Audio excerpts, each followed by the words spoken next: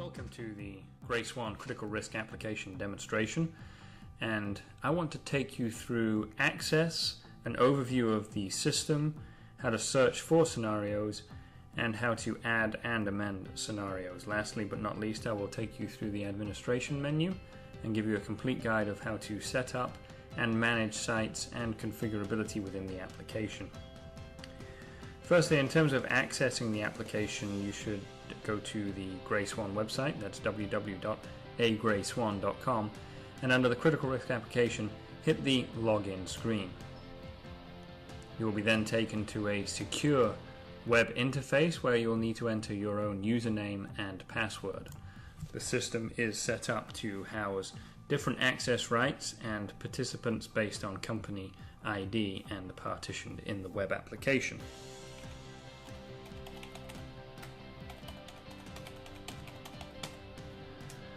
Once successfully logging on, you will be brought to the default home screen on the application, which will also show you how to enter a scenario for consideration.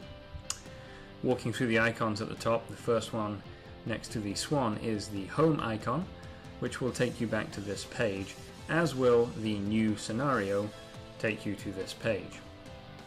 The next icon you can see is to search for an existing scenario in the system, which I shall show you shortly. The next button is for facilitators and administrators who have access to add and amend scenarios in the system. This will allow them to save changes to those scenarios or new ones entered. The next box you can see gives you a unique ID for that particular scenario that has been entered into the system, followed by the reporting tool, which will also be shown to you later in this demonstration. This icon here allows you to access the guidance documents associated with facilitation and this guidance document and video for use of the application. For administrators of the application, you'll also have a menu which opens up a series of configurable components within the application, allowing you to set certain parameters based on your company needs. And finally, this icon at the end will allow you to securely log out of the application once your work has been completed. Firstly, I'm going to show you the search functionality in the application, allowing you to find existing scenarios that are hosted within the application. You will firstly want to select the site that you are wishing to look for, or what kind of scenario you are of interest, whether it be cost or a fatality scenario based on health and safety impact. I'm going to use the site location as the first search parameter, and I'll hit my magnifying glass to bring up a menu which then will allow me to search by hitting the second magnifying glass within that search functionality and provide me a table of scenarios logged within the system with their unique identification number, the years between fatality or cost impact per year, the unique revision number, when it was modified and by whom. Using this interface, I'm going to pull up an existing scenario and talk about the functionality within the system. When selecting the scenario of concern, I'm going to be given this default view, which is a compressed bow tie diagram with the initiating event description posted in the center and the number of initiating events we're expecting to see on an annualized basis. To pan the screen, I simply hold down on the left mouse button and hold and pan, and that will allow me to look at all facets of the bow tie diagram. Again, when initially opening, the bow tie diagram will be compressed, so only part of the causal pathways will be observed. Just walking through the boxes, the first box you will see is the description of the scenario of concern, which is a high-level view of the risk scenario that is being evaluated. The second box you will see is the triggering or initiating event, which should be a quantifiable description that allows the workshop participants to estimate the number of times in a given year that particular event would occur. That number is represented and documented in this box here, followed by the average impact or average number of fatalities per fatal scenario. This is to capture any scenarios which have a credible multiple fatality impact. The boxes to the right-hand side of the initiating event are all of the unique steps to fatality. In the first section that is described up here is capturing what that step is in terms of taking it forward along this mechanism and pathway to catastrophic loss, in this case fatality. Each step has a numerical probability associated with it, and each of these numerical probabilities combined with the estimated number of events per year and average impact allows the system to calculate the estimated number of years between fatality. All mitigating controls should be captured within each step box underneath the mitigating controls sign, which will allow you to catalog key areas that help influence and reduce damage once we have lost control.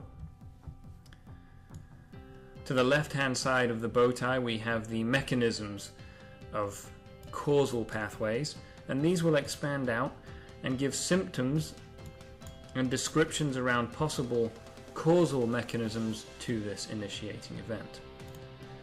Each of these causal pathways is expandable, and following the causal pathways are all associated controls that are designed to influence that symptom or pathway.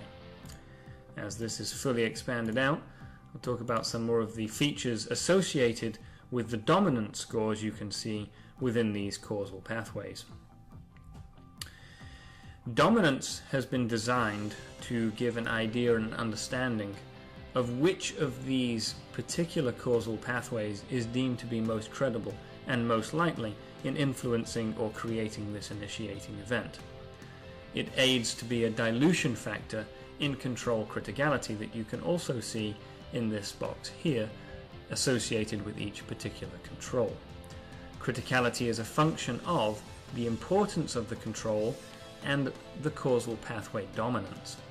Pathways which are 100% dominant in both the mechanism and individual symptom have no dilution factor for that control. The thresholds for each control criticality score are set by administrators in the administrator menu. Control criticality can be overridden by facilitators and select any of the other parameters decided by the facilitator, or default to the auto selection, which the automatic tool will do for you. Regarding importance, as subsequent controls are added to each causal pathway, the control importance value is a reference of this forced ranking, which can be moved using the arrow shown on the left-hand side. As I type most important control and use the arrow feature to toggle the control importance up, you'll see how the control shifts its place and is forced ranked to be number 1 in terms of the importance scale. This did not influence criticality at this stage, but as I add subsequent controls and the dilution factor is greater, you will see that the control criticality has been reduced. This is based on a dilution factor and the importance of the control. Dependability is a totally separate score which understands the reliability and robustness of each control evaluated, and there is a table to reference in the facilitator guide that will help you understand dependability. Each control can be deleted at any stage within the process.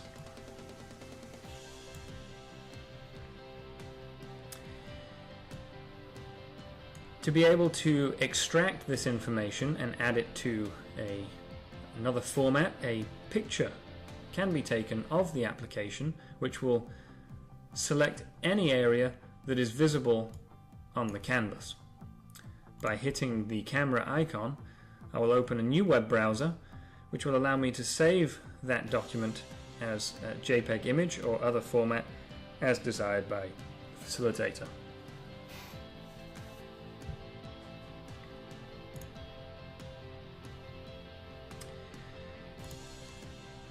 Also within this window you will see the action list, which is a light bulb. In this case, there are no actions associated with the scenario. However, actions can be added by simply hitting the plus icon linked with the specific action list and information added. Other scores around practicality and control effectiveness based on the hierarchy of controls and status can be included within that action.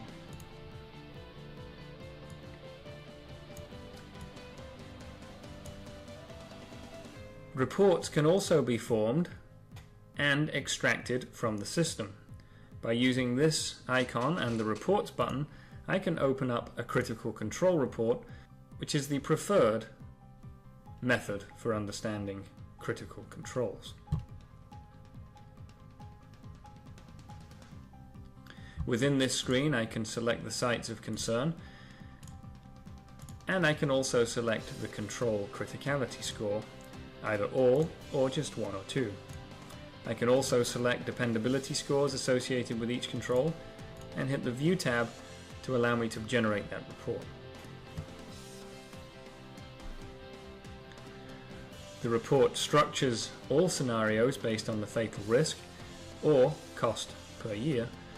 It defines the pathway associated with the control and lists all controls linked within that pathway. This report was only pulling critical controls, hence why only critical controls are shown. However, it is possible to show all controls within the same report format, which will give you an entire listing of the controls in the system associated with the sites on view. This report and all reports can be extracted to a preferred format such as Excel by using the Extract button here. For facilitators of the application, there is a separate administrative menu which will allow you to configure components within the application. By hitting this button, I can also see who is allowed to access the application, who has facilitator rights to add or amend scenarios, and who has administrator rights to add, amend, and configure components within the application itself. All aspects of these menus are configurable, however only certain ones are recommended, those being criticality, which allows you to set the thresholds for control criticality, and the sites that you wish to have associated with your partitioned database. All other aspects have been built with translation function available, however not all translations have been made. Administrators can provide translations for the various languages shown here. Once completing the changes, the facilitator must save the changes in the system.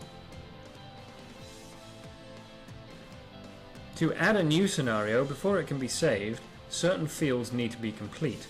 All fields with a red exclamation mark do need to be completed before a scenario can be saved.